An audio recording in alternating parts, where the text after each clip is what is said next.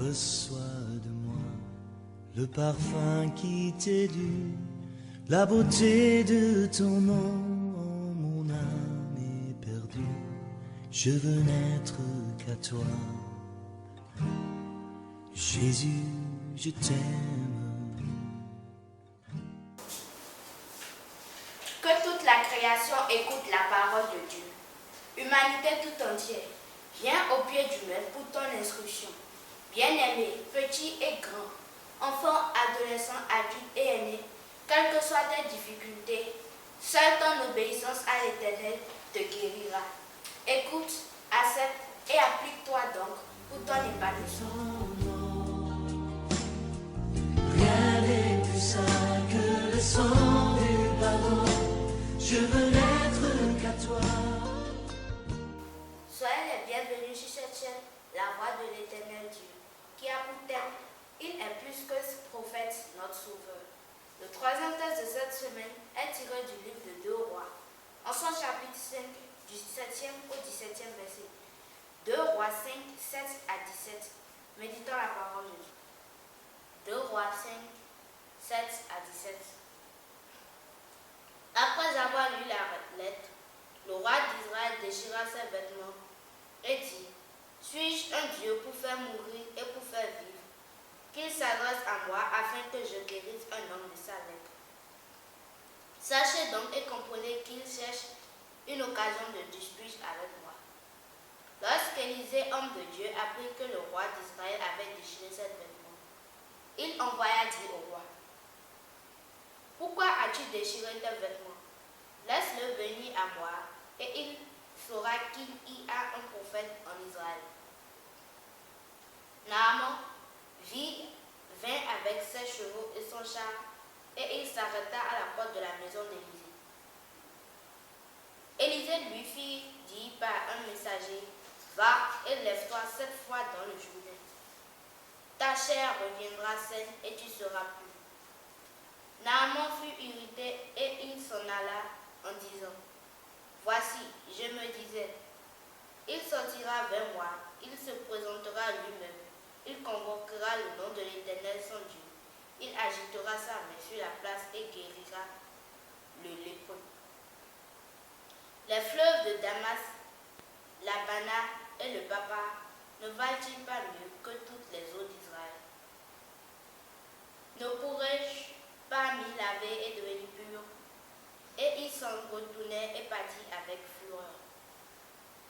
Mais ses serviteurs s'approchèrent pour lui parler et lui dire, mon père, si le prophète t'eût demandé quelque chose de difficile, ne l'aurais-tu pas fait? Combien plus dois-tu faire ce qu'il t'a dit? Lave-toi et tu seras pur. Il descendit alors et se plongea 7 fois dans le Jourdain, selon la parole de l'homme de Dieu. Et sa chair redevint comme la chair d'un jeune enfant, et il fut pur. Naaman retourna vers l'homme de Dieu avec toute sa suite. Lorsqu'il fut arrivé, il se présenta devant lui et dit, voici, je reconnais qu'il n'y a point de Dieu sur toute la terre, si ce n'est en Israël. Et maintenant, accepte, je te prie, un présent de la part de ton serviteur. Élisée répondit, l'Éternel dont je suis le serviteur est vivant. Je n'accepterai pas. Naaman le pressa d'accepter, mais il refusa. Alors Naaman dit, puisque tu refuses, permets que l'on donne de la terre à ton serviteur. Une charge de 2 mulets, car ton serviteur ne veut plus offrir à d'autres dieux, ni d'holocauste, ni sacrifice, s'il n'en offrira qu'à l'Éternel. Gardien de l'éternité, pourquoi quitter ce palais de bonheur? Bien-aimés dans le Seigneur, vous êtes sur la chaîne La Voix de l'Éternel. Permettez-moi d'abord de prier. Jéhovah, Genèse 22, le verset 14. Jésus-Christ, Jean 1, le verset 29. Saint Michel, Jude 1, le verset 9. Père créateur des cieux et la terre, Exode 20, le verset 11. l'ancien des jours, Daniel 7, le verset 9. L'infatigable, Ésaïe 40, le verset 28. Le fort d'Israël, Ésaïe 1, le verset 24. Je suis celui qui suis, Exode 3, le verset 14. Seigneur, ton serviteur inutile est là, Luc 17, 10. Ton robot programmé est là, Acte 17, 26. Celui à qui tu diriges ses pas est là, Proverbe 20, le verset 24. Celui qui t'offre ce qu'il reçoit de toi, 1 Chronique 29, le verset 14. La gloire d'honneur t'appartient au siècle des siècles, 1 Timothée 1, le verset 17. Fais de l'esprit que tu as mis à moi, 1 Acte 6, le verset 10. Au nom et pour l'amour de notre Seigneur Jésus-Christ. Amen. Bien-aimés dans le Seigneur, le thème de la semaine est intitulé « Il est plus que prophète notre Sauveur ». Et comme vous le savez, le morcellement en miniature se fait en 3 parties. J'ai droit à la 3e partie. La 3e partie, c'est de parler de notre Sauveur. Qui sauve et comment sauve-t-il? Bien-aimés dans le Seigneur, il y a souvent eu une constipation spirituelle, Osée 4, 6, par rapport à la mission du Sauveur. Mais aujourd'hui, nous allons ôter cette constipation spirituelle. Bien-aimés dans le Seigneur, beaucoup de congrégations religieuses ont toujours été en face d'un rentemplant spirituel. Le rentemplant spirituel, c'est Jérémie 23, 36, c'est de tordre la parole de l'Éternel. Bien-aimés dans le Seigneur, le Sauveur ici, c'est Matthieu 1, le verset 21. Tu enfanteras un fils et tu lui donneras le nom de Jésus. C'est lui qui sauvera son peuple de son péché. Donc la réponse à ces 2 questions, qui sauve et comment sauve-t-il, nous allons voir la 2e partie.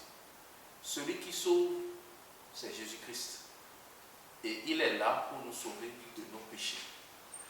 Bien-aimés dans le Seigneur, il y a 5 types de lois.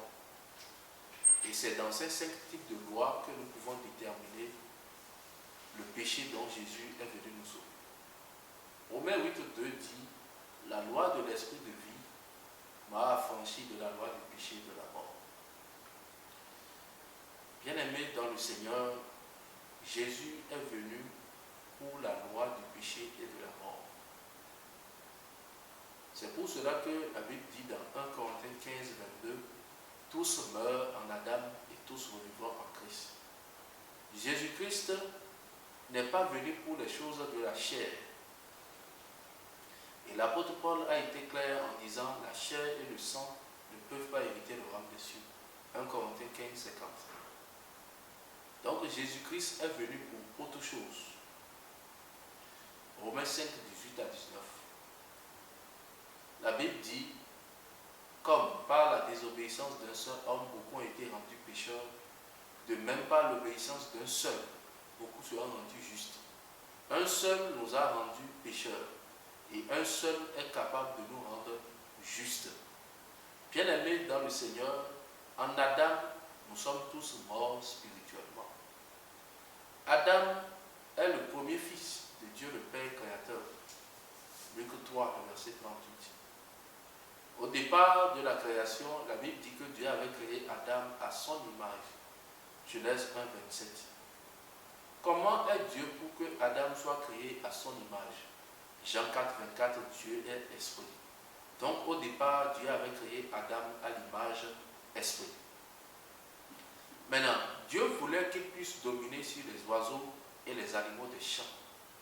Genèse 1, 26. Or, un esprit n'a ni chair ni os. Luc 24, 39. Comment un esprit qui n'a ni chair ni os peut dominer sur les oiseaux et les animaux des champs? C'est de là où Dieu va réfléchir et va former l'homme de la poussière de la terre. Genèse 2, le verset 7. Et l'homme va devenir un être vivant. Donc, dans le jardin, Adam avait 2 vies. La vie spirituelle qui est le Saint-Esprit et la vie charnelle qui est la respiration. Quand tu es vivant physiquement, c'est en ce moment que tu as la respiration. Et quand tu es vivant spirituellement, c'est en ce moment que tu as le Saint-Esprit. Mais ici, par rapport à la respiration, quand tu meurs, cela est visible. Parce que la mort physique, c'est la séparation entre la respiration de l'homme et le corps. La respiration quitte et le corps demeure.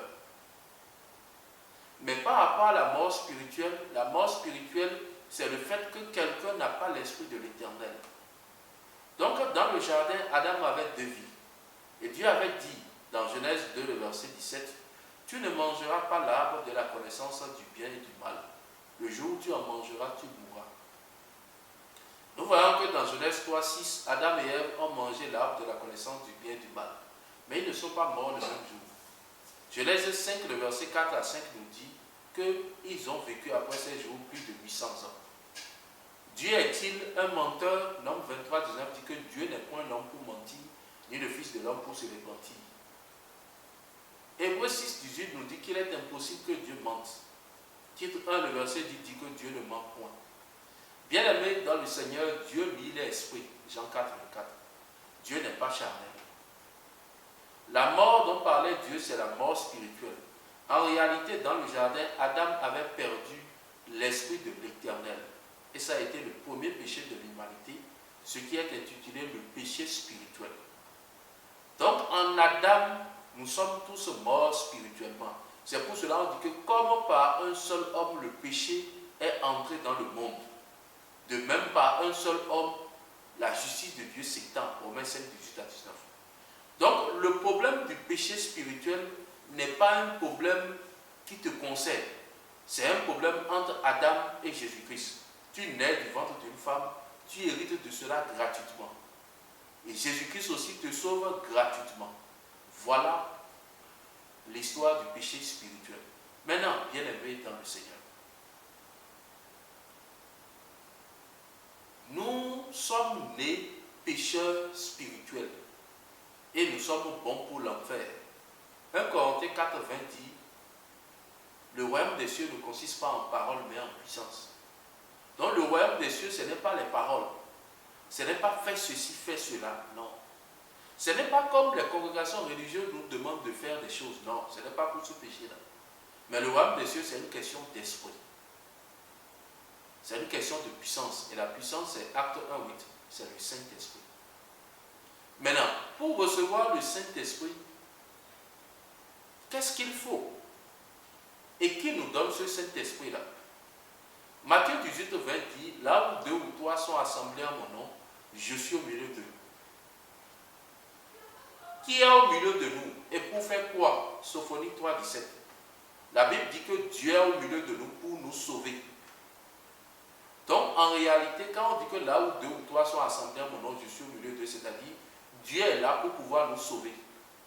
Et être sauvé veut dire quoi? Être sauvé, c'est 2 Timothée 1, 9, Acte 1, 8. C'est avoir la puissance de Dieu qui est le Saint-Esprit qui demeure éternellement. Donc là où deux ou trois sont assemblés en notre nom, nous devons recevoir le Saint-Esprit. Maintenant, les deux ou les trois dont on parle ici, c'est qui? 1 Jean 5, 6 à 8.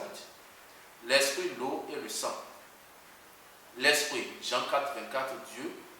L'eau, c'est le Saint-Esprit. Jésus, le premier à avoir reçu le Saint-Esprit. Jean 7, 38 à 39, Romains 1, le verset 4. Et le sang, c'est le médiateur. Sans le sang, il n'y a pas de pardon de péché. Hébreux 9, 22, 1 Timothée 2, 5, Hébreux 12, 24, Hébreux 13, 20. Donc les deux ou les trois dont on parle ici, c'est de Jésus dans son rôle de Fils de l'homme, Jésus dans son rôle de Fils de Dieu et Jésus dans son rôle de Dieu. Jésus dans son rôle de Fils de Dieu est sacrificateur céleste. Hébreux 5, le verset 5 à 6. Et le sacrificateur présente le sang à Dieu pour le pardon du pécheur. Hébreux 5, le verset 1. Jésus est Fils de l'homme, pourquoi? Pour être médiateur par le sang. 1 Timothée 2, le verset 5. Et sans effusion du sang, il n'y a pas de pardon de péché. Hébreux 9, 22. Depuis Adam jusqu'à Jean-Baptiste, ils ont essayé de pouvoir nous pardonner du péché, mais ils n'ont pas pu. Ils n'ont pas pu nous pardonner du péché. Il est impossible que le sang des taureaux et des boucs ôte les péchés du monde. Hébreux 10, 4. C'est en ce moment que Dieu va donc réfléchir et lui-même va se porter un corps pour être fils de l'homme, parce que s'il n'y a pas de chair, on ne peut pas avoir de sang. C'est dans la chair qu'on a le sang. Et Jésus a porté un corps semblable à celui du péché. Romains 8:3. Ce n'est pas un corps du péché, mais c'est un corps semblable. Romains 8, le verset 3. Romains 8:3. C'est un corps semblable. Et il est devenu fils de Dieu pour être sacrificateur céleste. Et Hébreux 9, le verset 11 à 12 nous dit que et Christ n'est pas entré dans un sanctuaire fait de main d'homme. Il est entré une fois pour toutes dans le lieu très saint en tant que sacrificateur céleste, non avec le sang des boucs et des veaux, mais avec son propre sang ayant obtenu une rédemption éternelle. Donc, bien-aimé dans le Seigneur, Jésus n'est pas sacrificateur terrestre, il est sacrificateur céleste. Parce qu'il est venu pour un péché spirituel et non pour le péché charnel. Maintenant, comment est-ce qu'il a réglé le problème du péché? Bien-aimé dans le Seigneur, Matthieu 1, 21 dit ceci. Tu enfanteras un fils et tu lui donneras le nom de Jésus. C'est lui qui sauvera son peuple de ses péchés. Jésus n'est pas venu pour tous les peuples, il est venu pour son peuple. Et le peuple dont on parle ici, c'est 1 Pierre 2, le verset 9. Vous au contraire, vous êtes une race élue, un sacerdoce royal, une nation sainte, un peuple acquis. Le peuple, c'est les élus. Et les élus, c'est les prédestinés avant la fondation du monde. Éphésiens 1, 4 à 5. Nous ayons élus selon sa volonté avant la fondation du monde. Donc, les élus, c'est les prédestinés avant la fondation du monde. Et il y avait déjà un livre écrit. Dans ce livre, on avait déjà mentionné ceux-là qui doivent être sauvés. Apocalypse 21, le verset 27. Il n'entrera chez elle rien de souillé, ni personne qui se livre à la population. Il n'entrera que ceux qui sont écrits dans le livre de vie de l'agneau avant la fondation du monde. Maintenant, dans Apocalypse 5, le verset 5 à 6, l'un des vieillards a commencé par pleurer. Et on dit ne pleure point, car le lion de la tribu de Juda a vaincu pour ouvrir le livre. Donc, bien aimé dans le Seigneur, celui qui a pu ouvrir le livre, c'est celui-là qui a vaincu. Qui a vaincu le monde? Jean 16, verset 33. Il dit, j'ai vaincu le monde. C'est Jésus-Christ qui a vaincu le monde. C'est Jésus-Christ qui a vaincu le monde. Donc, celui qui a pu ouvrir le livre, c'est Jésus-Christ. Et Jésus-Christ qui? Celui qui est né de Dieu. Parce que la Bible dit dans 1 Jean 5, le verset 4 à 5, qui a triomphé du monde, sinon celui qui est né de Dieu. C'est Jésus le premier né de Dieu. C'est lui le premier à avoir reçu le Saint-Esprit. Donc c'est lui le premier né de Dieu. C'est lui le premier. C'est lui qui est le premier à avoir reçu le Saint-Esprit. Le premier né céleste. Donc celui qui a pu ouvrir le livre, c'est Jésus le sacrificateur. Maintenant, qu'est-ce qui se passe? Pour que tu sois dégagé du péché spirituel, Jésus a dû être sacrificateur. Et il prend le livre. D'abord, on t'envoie un serviteur inutile qui te prêche. Pendant que le serviteur inutile te prêche, Jésus le sacrificateur regarde dans le livre. Et s'il voit ton nom, il présente cela parce qu'il y a trois personnes en un. Le sacrificateur, le médiateur et Dieu. Hébreux 9, 11 à 12, Hébreux 10, 12. Donc Jésus le sacrificateur, c'est lui qui a pu ouvrir le livre. Il prend le livre, il regarde si ton nom est écrit dedans. Et si ton nom est écrit dedans, il présente maintenant le sang de lui-même. Il présente en tant que sacrificateur son propre sang à Dieu pour que Dieu puisse te pardonner de ton péché. Et Dieu t'accorde la repentance selon lui et envers lui. Le sang pour le pardon des péchés selon lui et envers lui. Et il t'envoie le Saint-Esprit qui demeure éternellement. Et c'est en ce moment qu'on dit que tu es devenu enfant de Dieu, tu as été dégagé du péché spirituel. Donc pour ce qui concerne le péché qui nous amène en enfer, cela a été mis dans la main de Jésus. Ils ne seront sauvés que ceux-là dont le nom est inscrit dans le livre de vie. Point. Donc voilà comment est-ce que Dieu nous a sauvés. Donc pour que nous soyons sauvés, il a fallu que Jésus soit sacrificateur pour ouvrir le livre.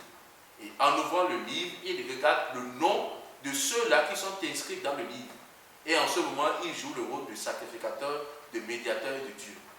Maintenant, bien-aimés dans le Seigneur, Si tu as déjà donné ta vie à Jésus, tu meurs, tu pars en enfer. On ne donne pas sa vie à Jésus. La Bible dit, le Fils de l'homme est venu non pour perdre les âmes, mais pour les sauver. C'est lui qui est venu nous sauver, c'est lui qui a donné sa vie pour la rançon de plusieurs. Marc 10, le verset 46. Maintenant, bien aimé dans le Seigneur, Jésus, c'est lui le sauveur. Et il est venu sauver qui? Il est venu sauver l'humanité du péché spirituel. Et lorsque tu es dégagé de ce péché, tu es sauvé éternellement. Parce que le Saint-Esprit que tu reçois, c'est un esprit éternel. Jean 14, 16 à 17. Jean 14, 16 à 17. Jean 14, 16 à 17. Bien-aimés dans le Seigneur, voilà le péché dont Jésus est venu nous sauver. Maintenant, en ce qui concerne les péchés charnels, le péché charnel est dans le corps. Et l'apôtre Paul, malgré qu'il était sauvé, a dit, je traite durement mon corps. 1 Corinthiens 9, 27. Et l'apôtre Paul dit qu'il y a deux voies. La voie du péché qui est dans les membres qui te pousse à convoiter, à commettre l'adultère, et la voie d'entendement qui t'empêche de pouvoir le faire. Donc quand la voie d'entendement dépasse la loi du péché qui est dans les membres, tu as lutté contre les péchés charnels. Que le nom de l'Éternel soit glorifié. Merci beaucoup et que le Seigneur vous fortifie. Que Dieu vous bénisse abondamment. Merci infiniment. Thank you for watching this channel, The Voice of the Eternal God. If you like this video, don't forget to subscribe, comment, share in order to extend the gospel. God bless you.